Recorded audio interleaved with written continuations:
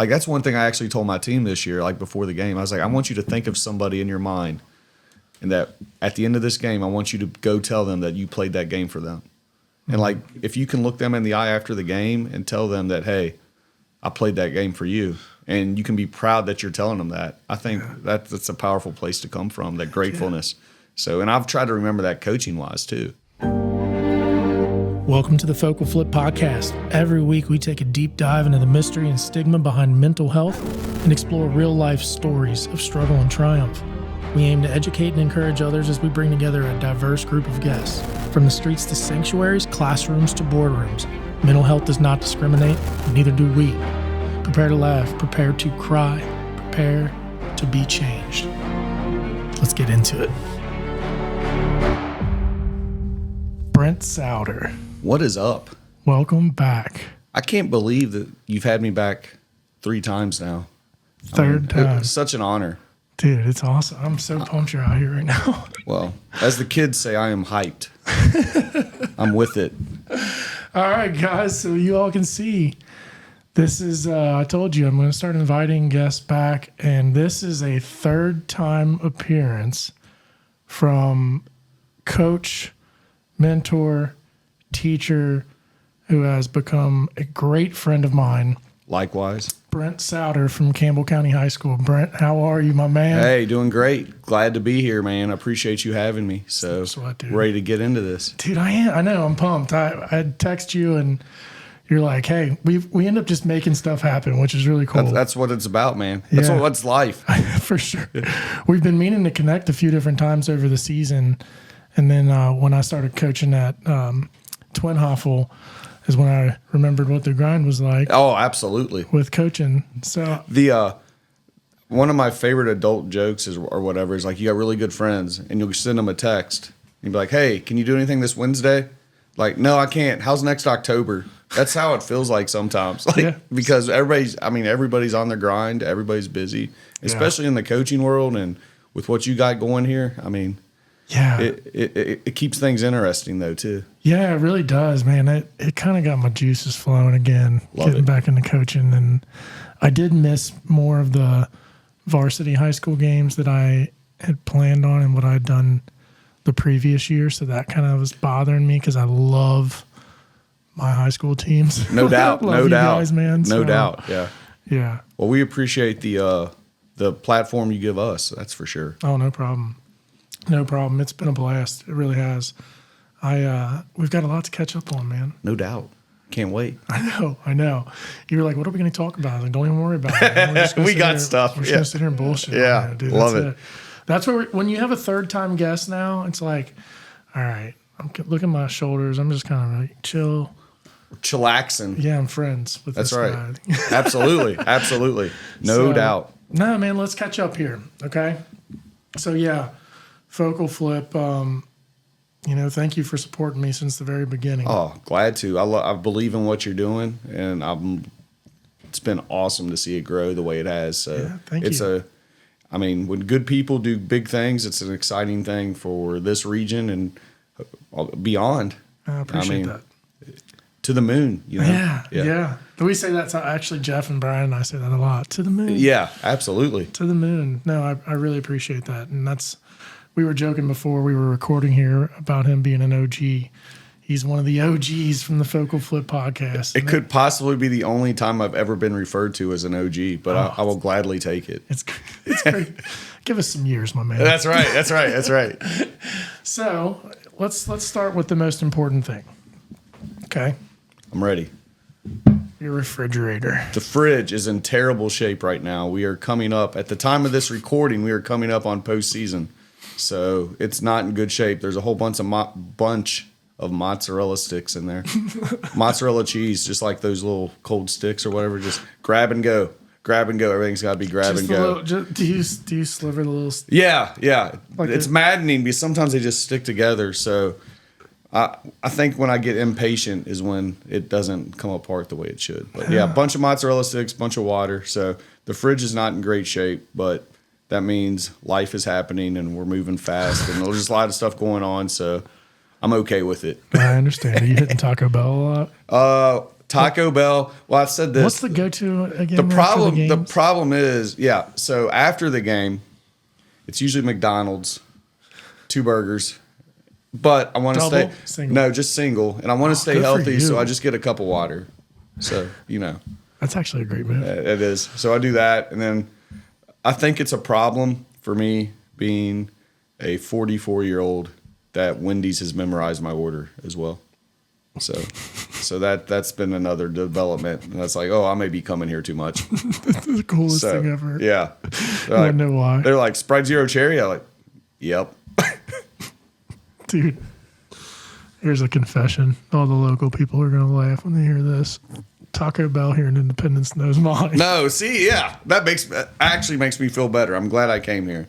That makes me feel so much better. They will look at me and say, because I like to splurge on that Baja Midnight. It's like a grape, like Mountain Dew. Ooh. Yeah, so like I'd like to splurge on that. That's like my treat. Love this it. stuff while I'm at Taco Bell. I was like, I get 1 large of these.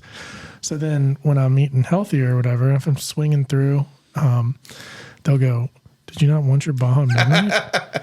Or if I order a quesadilla, they're just going to be like, do you want it with sauce or without the sauce today? Yeah. So it depends on my mood. Yeah. They know how your day's going by the order. That's awesome. Yeah. So don't feel bad about that. No. Wendy's? Which Wendy's? It's the one just north of where I live, towards Highland Heights, towards NKU. So, shout out Wendy's. yeah. Thanks for keeping me sustained through the season. I love it. Wendy's sponsorship coming soon. Yeah, for sure. I'll take it. Well, good deal. So let's roll into this. You've had, you always travel and go and visit different monuments and sites of historical significance because of your profession in teaching history. Yeah. So can you tell me about any newer trips that you had made when you went by yourself prior to taking a class? Yeah. So since we've been. Yeah, that's the thing. I did have quite an adventure last year going, I was going to the first major battle of the Civil War. We're going to get in the weeds here. Yeah. But the first major battle of the Civil War, was Battle of Bull Run. So I wanted to visit that. I've never visited there. So I went there. Bright sunny day, beautiful day. It was perfect. Walked around the battlefield, got a lot of steps in. That's my healthy eating season. So I'm really feeling it. I'm feeling great, energized. And so I look at it like, man, I'm only 60 miles, or not 60 miles, but like an hour away from Washington, D.C. So I go to Washington, D.C., walked around there for a little bit. Really, Lincoln Memorial, got inspired, all that stuff. And then I noticed some dark storm clouds. So I'm like, all right, need to get into the car. And it was the hardest rain I have ever seen in my life. Really? Pouring, couldn't see anything. Big old fat rain? Oh, my, yeah. Up from the ground of what, like all that Forrest Gump stuff. But so I miss my turn because I don't know where I'm going. I'm in Washington, D.C. I'm a tourist. Yeah. So it's coming down harder and harder. I get on my phone, I get life-threatening emergency. Stay where you are. Don't go anywhere. And I'm like, I'm in traffic. And I look at the name of the street and I'm like, oh, that name of that street is Canal Street. That's not a good sign. So I look to the left. There's a canal. And the road in front of me. Ponding. Yes. So then I'm like, oh, there's Georgetown University. That's cool. But then we just keep going down, down, down like that Blink-182 song. And get down there. And we get to a part. And it's just a river. And I'm stopping. I'm not going. My car can't handle this. I'm not going. I'm going to stay and wait this out. All the traffic's lining up behind me. And then starts hitting me on the side. So I'm like. The rain? Like, no, it started flowing from the hill. So like, and my car starts to move. Oh, nah, dude, I'm good. Dude. And then so we got through and I drove through it. And for a second, my car was like fishtailing.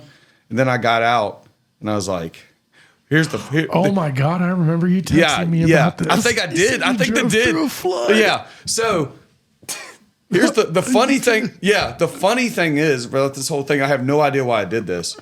I put on my Kentucky hat.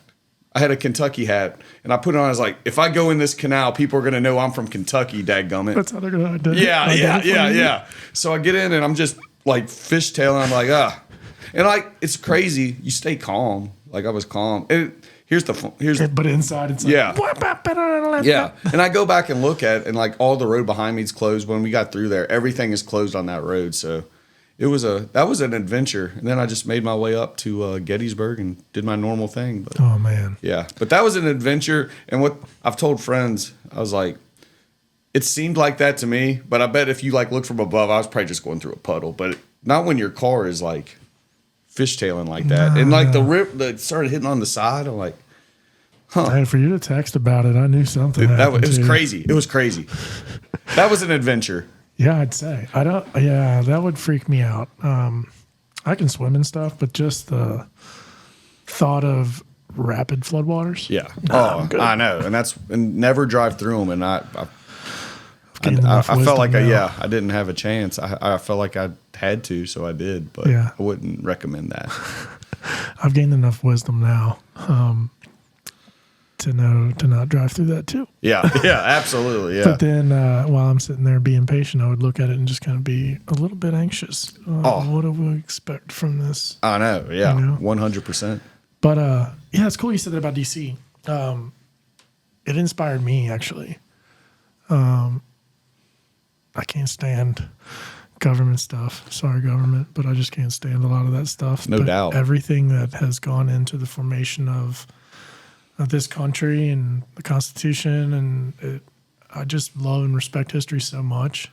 And that town is so rich in monumental history. The people walking those streets, like that have walked those streets the centuries past, you just I kind of like try to just picture all of those things when you're walking through there. Because, I mean, there's history all around you. You feel it. You do. You feel it. Yeah. That's why I think that's why I love battlefields before and after basketball seasons, because like it's just something you can feel the history around you, and it just kind of centers you. And yeah, that makes a lot of sense. 100% it would center you. It's fascinating since my dad passed, because when I went to DC and I was in Maryland for some training, my dad had passed at the time, and I went and saw the Vietnam Memorial. Absolutely. My dad was a Vietnam vet, and that was a kind of a thing him and I always had for my entire life. Like, he would joke with me when I would prank him. He would look at me and he said, "Don't you ever forget 68, 69." And those were the times. Yeah, those were over there. Yeah. And he's like, that was his way of saying, don't ever forget who you're messing with here, son. So then when I go back, and especially now as I get older, just the appreciation and the emotion that I had was a lot. Because I've also been to Pearl Harbor. Oh, wow. That's on my to-do list. I have never been. Sowder. I've never, It's going to happen, but I haven't been there yet. I can't even imagine. That's actually what we're doing in class right now at the time of this taping. We're doing we did Pearl Harbor, and we're going to be getting into the Pacific and European theaters and all those things. So, it's one of my favorite topics as far as interesting topics. No. You want me to tell you about it? I would love you to. It's actually pretty cool. Yeah. This just shows the weight of that time and the event that happened. So I got to go there, call it luck or fate. I was playing at Mount St. Joe, and we had a trip to Hawaii. Okay. And we went and worked Reds games, selling hot dogs, working the booths and all that stuff to try and fundraise for this event. So we go to Hawaii to play in Honolulu. Okay, so we're playing in like a tournament down there, and I'm a freshman in college, so I'm very young. Mm-hmm. The coach took our team to the memorial, to the Arizona, and when you first think about that, you're taking a group of dudes that just, flew for, 9 hours or however long it is. You bring us over there. We're all like excited, ramped up about things. A lot of us are still immature and goofy, those kind of things.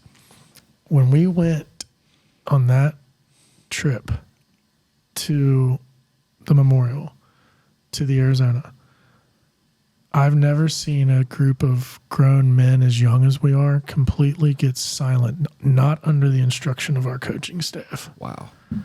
Like, just to be completely moved as soon as you're starting to be in there and kind of touring around before you even go out to the Arizona. Yeah. Wow. And some of the stories you could just like feel it. But when you went out to it and you see like the Tears of the Arizona, I watched like our senior leaders like crying. Wow. And just to be a part of that was really, really cool because I was only 18 years old at the time.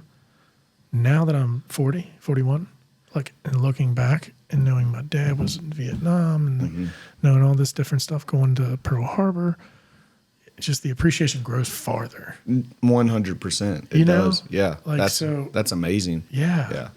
So now that's kind of where, I am with my dad being gone is when I go and see a lot of this historical stuff, or especially war stuff. Mm-hmm. Like, because I feel like there's so many things left unsaid between me and my dad. Okay. Mm-hmm. And that's a way to. Yeah, he just started teaching me about Vietnam. Like, it took years for him to open up. Mm-hmm.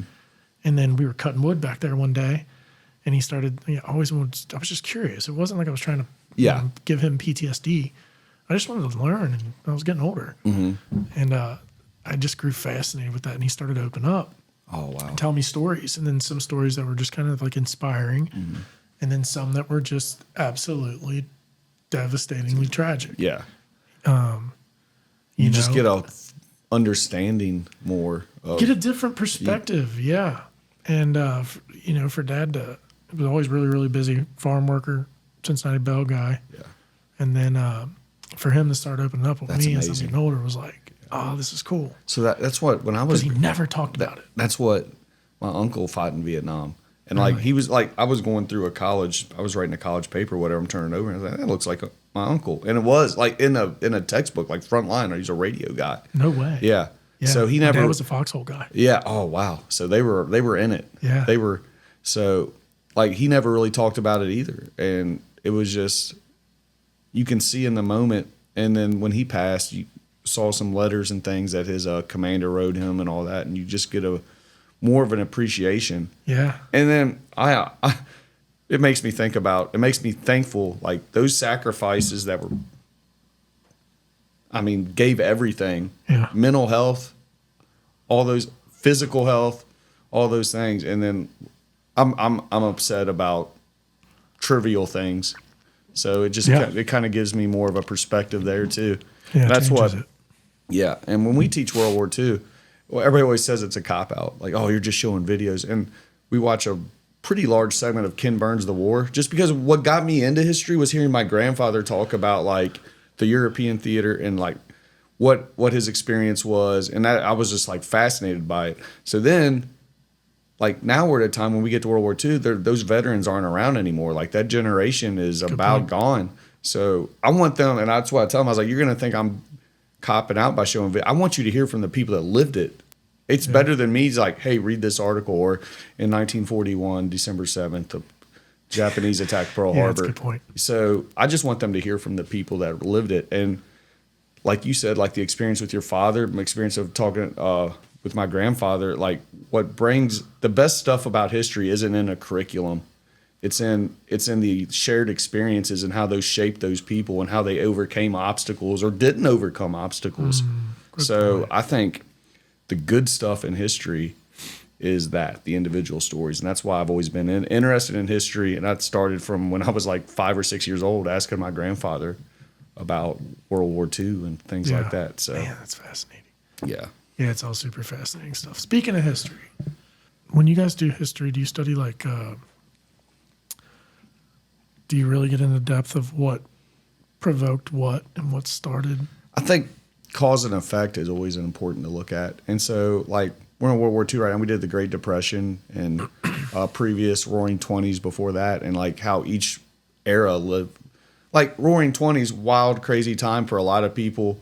You got the flappers and Prohibition and all those things. And, well, they just survived, like, the largest war in history at that time, World War I. Maybe they wanted to cut loose a little bit. So, like, cause and effect there. Or, like, the Spanish influenza, that pandemic, it killed millions of people. Yeah, Spanish flu. Yeah, the Spanish flu. So maybe that informed some of the actions of the night. Hey, we need to live for now a little bit. So, yeah. And then the Great Depression happens. And then how does that influence?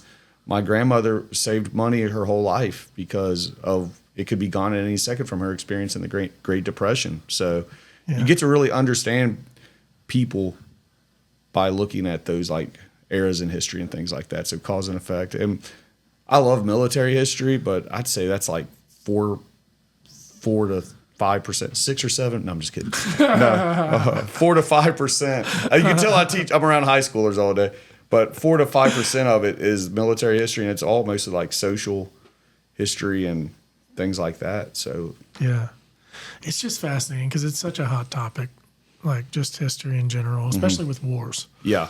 You know, for us, like we have that appreciation and we study it. You know, I love strategy and all that stuff. But then now, you know, with current events, everything's such a hot topic on, you know, how many of these wars should we have really been involved in? Those kind of things. Yeah. So it's like just fascinating. Yeah. Do you ever come across where you're teaching history where you have a difference of opinion on how something came to be or is versus what you have to teach? Yeah. Well, or how do you keep your feet? Like, I don't know. Do I make any sense? Yeah, I see what you're saying. What I always try to do when we're teaching history is I try to keep it straight down the middle and then let kids reach their own conclusion. And if they have a different conclusion than me, that's fine, as long as it's backed up with evidence and things like that. So we do a lot of documents and stuff like that, looking at different perspectives, because understanding a different perspective than yours is paramount to being able to understand why you think the way you do. So I think, so I think it's important to do that. So I'm not calling balls and strikes or anything. I'm just trying to keep it straight down the middle. Smart man. Yeah. Smart man. Well, I just never know, because these kids they're slick. They're smart. Mm-hmm. They think you're cool. They think you're funny. They think you're quirky. So I can just see these kids kind of asking you a lot of these things, like, hey, trolling you on some stuff, you know, and then you having to stay centered lane. No, kids we have, I mean, it's awesome. I mean, I've been a little impatient here lately, but it's getting towards postseason time. So basketball. Yeah, but no, they do a great job in class, and so they ask good questions, and they stay pretty engaged, and so I'm proud of them. Good. And that's where, I mean, that's where you can really make an impact. And like, I'm not trying to. You can't just go out there. I'm not trying to politicize anything. I'm just like, this is what happened, and this is what you do, and things like that. So yeah, that's good. I mean, no, I appreciate that, and I'm just saying, like, I have to bring that thing up because these current events things is like, I gotta bring that stuff up. Yeah. All right, let's segue into this. This basketball season is getting into districts this week. Yep. Right? Mm-hmm.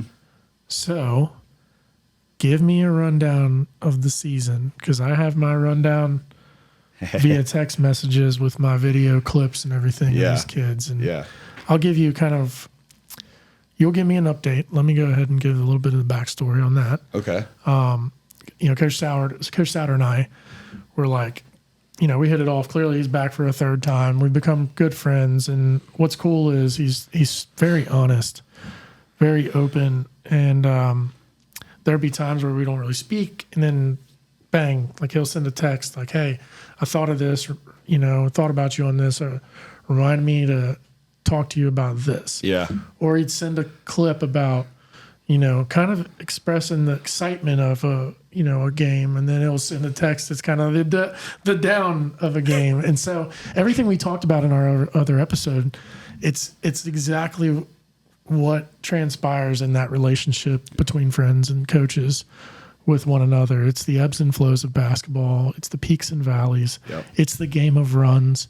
It is the season that is high school hoops. Yeah, it is. You know? It is. It is a roller coaster of all roller coasters. So, you know, Coach Sowder was, of course, excited about his team coming into the season. He always very humble. You know, it gives a lot of props to these kids. He always shouts them out for everything. Doesn't really, you know, there's no real pride and ego except for the pride of being a Campbell County Camel. But he was really excited about this team. So I said I was going to get out, watch game and all this stuff, and I haven't gotten to be able to get out and see games. Been a busy man. It's understandable. And I know. And so I apologize for that. No, that's all good. But I still got time to make up. Yeah, that's right. That's right. That's right. So tell us about the season. What do the Camels look like? I've seen some awesome clips. I'm not going to name drop these kids right now. No. I could start with Davie and go to Elam. Yeah. Oh, yeah. I won't. I'll let you do that. Yeah, they are. These kids have been awesome from the beginning. I mean, it's probably one of the youngest Campbell County teams that we've had. We start 1 senior, 1 junior, and 3 sophomores. And so you're playing the competition that we're playing. It's it's difficult. They're learning on the fly a lot, but we ended up 19-9 for the regular season. So great job, dude. Well, the kids have done a great job. That's what I mean by great job, dude. Yeah. It's a whole program to you at the helm. Yeah. So we've had some exciting games. We've had some down moments. I mean, so it's just the ebb and flow of a season. But one thing that's really been fun to watch is how close they are as a team. And I feel like I say this every year, and I hope it's the culture. But these kids, they legitimately love each other. They give each other, you know how it is, high school guys, they'll give each other a hard time, but they're there for each other. So that's awesome. We've had some really good wins. We've had some really frustrating losses, but to see it all come together and we have a chance to hopefully make a run in the postseason, we'll see where it goes. But yeah, it's been an exciting group. Our sophomore class, top to bottom, has been awesome. So I think the future is bright as well. And then, like you said, Braden Elam as a junior, I mean, he changes the game defensively for us. He's he can finish around the rim.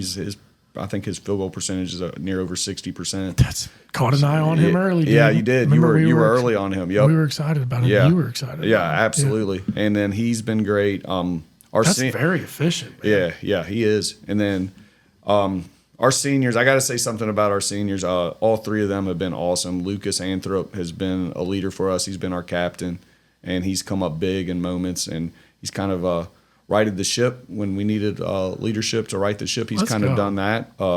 Braden Norwell has been really picked it up defensively here the last few weeks. And then Elliot Eaton, I told him, I was like, hey, man, we need you to be physical. And he looked at me dead in the eye. He's like, when have you known me not to be physical? And that's who he is. So I really appreciate and love those seniors, and they've been doing a great job. And then is that Lucas, Braden, and Elliot? Lucas, Braden and Elliot. Okay, yeah. Lucas, Braden, and Elliot. Shout out seniors, man. Yeah, good work, fellas. Yeah, that's what. And that our leadership from years before, it kind of mirrors what we want, and they've picked it up. They've picked that banner up, and I know those juniors will next year. Carry the torch, dude. Yeah, and then like I said, our starting 3 sophomores. I mean, sophomore point guard coming in, having to fill in for Garen Jackson, big shoes to fill, and he's been phenomenal. Cade Anthrop has been phenomenal. Xander Guy does every little thing that we need. We need him to get a rebound, he'll get a rebound. He'll get a basket. Yeah. If we need a basket, get stops. He's ultimate team guy. And then Austin Davie has been phenomenal as well. He's a special kid, and we can talk about the highlights and all that stuff, but I think the coolest thing for me is watching him develop as a leader, to where like the standard that he holds himself up to, the standard that he holds everybody else up to, his leadership has just grown by leaps and bounds. Really? Yeah. That much? Yeah. Really? It's been. 'Cause I remember he was quiet. Yeah. So we're shooting for an 8. You had a concern that he was quiet. Yeah. Like, you know. We're shooting for an 8 in practice the other day, and if he makes both, we don't run the 8. And if he makes them both, or if he makes both, but he makes both, yeah. And if he misses it, we run the 8 or whatever. And he's like, he looked at him, he's like, bro, we need to run.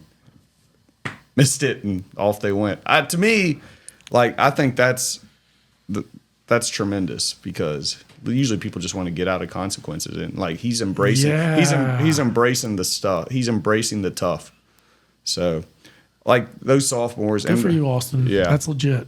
Yeah. So, but all like that's a focal flip moment. It is, and because most of the time you're trying to hit that so you can get out of conditioning. Yeah, yeah. He's like, nah, we need to do this. Yeah, dude. And so conditioning takes you far. That's right. That's right. That's right. And like I said, Cade stepping in has been phenomenal. And then we've got there's Grayson Ballinger is going to be one of the best shooters coming through here. I can go through the whole team and tell you something good about them. And I'm going to have a very long post at some point about these kids. I'm just for the banquet, huh? Yeah, I'm just so appreciative of them, because They come in and work hard every day. There's been times we've had to get on them, and there's been times they've had to hold me to a standard too, which I think is part of leadership too. Like, I got to let them have a voice. And some of those guys have stepped up and had a voice. And I think we've learned a lot about each other. And I think I'm going to get into a mistake I think I made with this team. And in a good way. Like, I coached them early on like a senior-laden group with a ton of experience, because those are the teams I've had. Like, they've had a ton of experience, and we kind of had to adjust on the fly, and they've kind of taken to that, and we've grown a lot together. So it's been a great third year. So explain the difference in coaching. Explain that for everybody. I think you just got to be more detail-oriented. You got to be more vocal. You can't just like. So you started out the season more. Yeah, I was like, oh, they'll figure it out. They'll let them figure it out. Let them talk it out. But they don't know what they're figuring out sometimes because they're still young. Yeah, so they're still young, and like they haven't done this. They haven't experienced this. Like, I'm throwing 3 sophomores in against Covcath. They haven't experienced that amount of intensity, intensity and pressure and things press. like that. Yeah. Or Brossard kind of handed it to us in January. And it was the atmosphere maybe got to us a little bit. So now how do we like create those situations, those pressure situations in practice? And like when we have practice today, hopefully we're going to create some pressure situations for them to kind of learn from those things. So it's been a learning experience for all of us. But the kids, the parents, I mean, it's a special thing. I still can't believe I'm speechless that I get to do this. Yeah, it's awesome, man. It takes a special person to coach the way that you coach, my friend. What was the toughest thing that you dealt with this season personally? From coaching, what was the hardest? Because just to reiterate from other episodes, we're critical of ourselves. Yeah. So, talk to me about. I think being introspective, just like. I think the biggest thing that maybe I not struggled with, but had to get a handle on or whatever is like they're learning. I always feel like every loss is like my failure. Like it's me. It's my fault. And it should be, because that's why I get paid the big bucks of coaching high school basketball. And I'll take responsibility for that. But allowing them to learn through mistakes, I think, is something that has been big for me. And it's still a process, but just that you got better at that. Yeah, I got better at letting look. It's not all going to be sunshine and rainbows all the time. There's going to be tough moments, and then how do I handle tough moments? Because there's been moments I haven't handled them as well as I should, and so trying to be mindful of modeling a type of leadership that we would want in our society and our communities and things like that. And I've failed there a couple of times, and so I was pretty self-introspective there and trying to fix that. And kids have responded well. So that's awesome. That's awesome.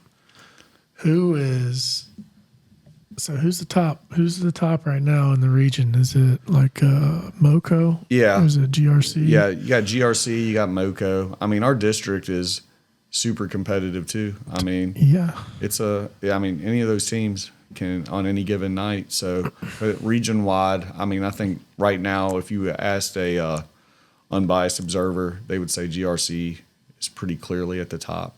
Really? And Montgomery County's right there. They got Austin Sears eligible. From North Oldham. Yeah. Okay. He is eligible? Yeah, he is eligible. He's played the last few weeks. So okay, cool. He's a nice player. He's a real nice player. So he played our JV against us and had like 28, but he's a nice player. Yeah, but they'll be right there. So I mean, you just never know. You have to wait. He transferred and North is still that good? Yeah, I know. Think about that. Yeah, think about that. So no, I mean, 10th region, you just never know. You got to wait and see. I mean, hopefully we're there in the region tournament to give ourselves a shot. And so that's all we're kind of focused on right now. Man. Yeah. We got to win this next game. So yeah. Which team does Pierre Rondo play for? North Oldham. Yeah. Pierre and Austin Sears on there? Yeah. Yeah. Yeah, wow. That's a heck of a backcourt. Yeah, I've only got to see some clips of Pierre Rondo. Yeah. I want to go watch him. Yeah. For sure. He's a special talent. Dude, some of these younger guys, man, are just wow. Yeah. That sophomore class? The sophomore class, that's what I was about to say. The sophomore class in the state of Kentucky, like we have a really good sophomore class, but a lot of people feel really good about their sophomore classes. So, that sophomore class in the state of Kentucky in general, I think is good. Yeah, for sure. And even younger. Shoot, it's crazy. You got any new leadership stuff you want to share? Anything in particular that stood out with? I think, honestly, I mentioned this to you earlier off the thing, but inspiration can come from anywhere. So I'll just be watching something randomly like, ooh, I need to write that down. So like a couple years ago, I was watching that Conan O'Brien documentary, and it was like, act as if all this success is expected, everything that's happening is for a reason, and you just got to act as if it's all completely normal. So that was kind of my mantra, and now act as if. Yeah, I like that. That's one I like that. I used my first year coaching. This year, so Game of Thrones guy. Yeah. Okay, so there's a Night of the Seven Kingdoms. I love this show so much. It's 6 episodes of finales. I don't want to give away the date of when this recording is, but the finale is coming up. And so, like, watching that, I don't want to give too much. There's not going to be any spoilers, but there's like one line that just hit me so hard. And it's like in the middle of some adversity, and he looks back to his mentors from the past, and you just hear, "Get up."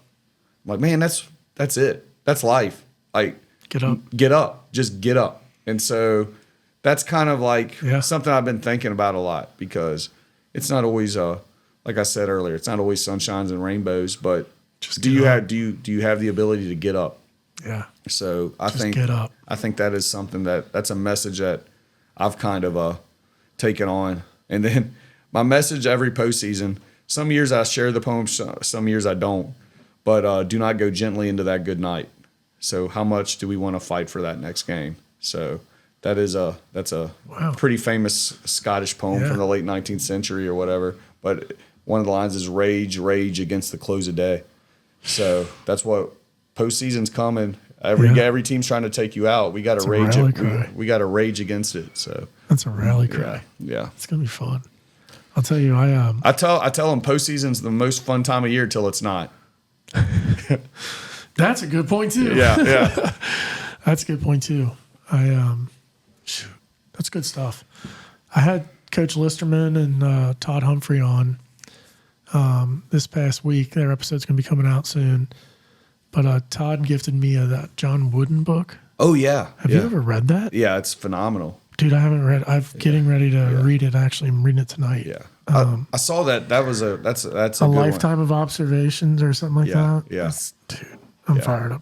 It's going to be, I'll give you no spoilers there either, but you're going to love it. Yeah, I'm pretty stoked about it. I'll tell you about another book I read, and you know me, so of course I study the psyche like crazy. Absolutely. Spirituality I study like crazy. I read a book called The Secret. Mm-hmm. Have you ever read that? I've heard of it. I have not read it. Get on that one. Oh, I will. I'll make a note of it. Ask me questions about it, because it's love it. It's a book by Rhonda Byrne, but it's on the law of attraction. Okay. And it is stuff that I've like been kind of preaching, and how I've felt and how I've just like carried myself, and like, you know what, this is real stuff. Yeah. Like manifestation, these kind of things. The law of attraction, like even in Alcoholics Anonymous, you know, we would say attraction rather than promotion, you know, and this book kind of ties together all of the thoughts that I've always had about positivity and manifestation, prayer, and the focus and the power of it. Yeah. And what you can actually create from it. And then that book came out, and I guess it's been out for a while. I'm not even sure, but I started reading it, and I'm like, dude, this is everything. You will love it. Yeah. I'm big on that. Like, you have to speak positive to get positive. Oh, man. It tied together all the questions I had in my mind that I wasn't comfortable asking a lot of other professionals. You know? So that's a lesson I've learned later in life. I wish I would have known earlier in life. Because I tend to go, unless I fight it, I tend to go negative as far as like inwardly looking. I'm more confident about my team and my players. And then, but like when it's like me and like my personal life and all that, yeah, I've had to work on myself a little bit about being positive and like, it's not going to go wrong, man. I have to do it every single day, Coach. Like I have to positive self-talk every day. I can quickly slip into like negativity or like a depressive type state, like super fast. I have to positive self-talk. Keep myself busy doing positive stuff through those. There's something interesting in that, and I don't know, like some cosmic thing or whatever, but it's easier to go negative than it is to be positive sometimes. That's our brain is wired to do that. Yeah, actually. Yeah. Just like the voice that tells you that you can't is a liar. Yeah. So I'm getting ready to go speak at a school next week. And actually, I just brought this up on another episode that hasn't dropped yet. So next time, I'm going to bring a piece of paper here and have this ready to go to show you the illustration. But I teach on that negativity bias. Yeah. And I became obsessed with understanding like how our brain is wired, why it's wired that way, the defense mechanism of it. So I saw this reel on Instagram one day that explained it perfectly. And the guy took a white sheet of paper and he drew a black dot right in the center of it. And he turned around to the group and he said, "What do you see?" And everybody said a black dot. Instead of the rest of the paper? Everyone said a black dot. Interesting. And so I would have said black dot. So yeah. So he said, "Okay, right away you guys immediately see a black dot. What about the rest of the paper?" Yeah. Oh, that's powerful right there. So what happens is we get fixated on that, and that becomes that identity. Yeah. That becomes the reality. Yep. Okay? If that's what you establish and label as your identity in that black dot, you've closed-minded yourself to everything that's outside. Yeah. And we do that. We put ourselves in boxes that are unnecessary. Yeah. Just by creating hypothetical. Well, I can't speak for everybody, but for me, I create hypothetical situations in my mind. We all do. That not going to happen. We just waste our time. But I'm like, but I'm like, what if it does? Yes. Well, what if it does? Yes. Get up.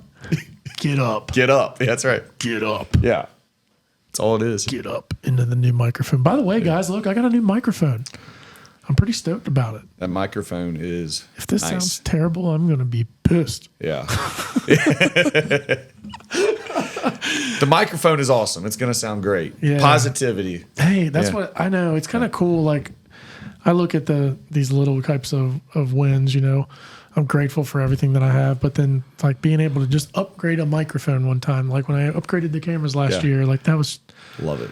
That's a cool thing. Absolutely. Instead of being able to shut a podcast, having to shut a podcast down, we're actually investing absolutely. in growing it. So that's kind of neat. There was like, somebody asked, like, why do you get so excited over every little small thing? I was like, if you get excited about small things, you get to be excited a lot. And that's a good thing. And then it just the positivity train gets rolling. Positivity train, y'all see it? That is some advice I need to use for myself right now, actually. Bro, yes, you should. Yeah. I have to tell myself that. This is where I have to stay grounded. I have to tell myself, this has been my big thing here lately because I've struggled with some stuff, but like everything's doing really well. But, you know, we're critical of ourselves. Yep. I'm literally like telling myself every single morning that I got this. Because when I wake up and see that task list, it just overwhelms me like crazy. I have to kind of pull myself back in and say, okay, you got this. Yeah. Breathe, calm, and sort through my list. I wasn't sure exactly where I was going with this, Sowder. But that's what, let's go back to that book piece real quick. Yeah. That law of attraction in there literally talks about how everything is interconnected. That's interesting. It's really, I'm probably going to buy the book as soon as I leave here, to be quite honest. Dude, it's fantastic. Yeah, but that's what I've learned. And we talk about positivity and negativity. Like I literally would wake sometimes. Well, that's what I was saying about waking up in the morning. I'll wake up in the morning and usually I have to go to gratitude right away because I'm already negative. Yeah. Well, that's what. It's unbelievable. Why? It is. Well, like. Or I'm like worrisome, I guess. Yeah. It's more like when I wake up, I'm like worrisome. Well, it's like motivation. If you're motivated from a position of gratefulness, thankfulness, things like that, you're probably going to tend to perform better. So, like, that's one thing I actually told my team this year, like before the game. I was like, I want you to think of somebody in your mind, and that at the end of this game, I want you to go tell them that you played that game for them.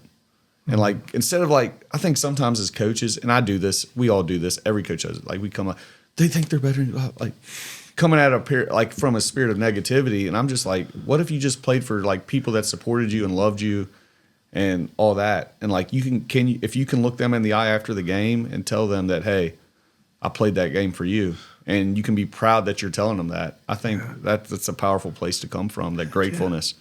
So, and I've tried to remember that coaching wise too. Yeah. Because I act like a crazy man sometimes on the sidelines. But I got to remember to center myself and act as if. Act as if. Yeah. I know what I was trying to say a minute ago. Yes. Too, as well. I have to tell myself every single day that I only have right now. Yeah. Yeah. Like, it's the only thing. Try to immerse yourself in that for a second. Seriously. It's powerful. How much of what happened in the last 24 hours has truly affected the trajectory of the progress of your life? Yeah. Or like how much of that even matters at this point right now? I know. At this very moment. The fierce urgency of now is all it is. Yeah. Okay. That's what. Tomorrow's not here. No. Why? Can't change what happened. The bad thing happened. What do you got to do? Why is...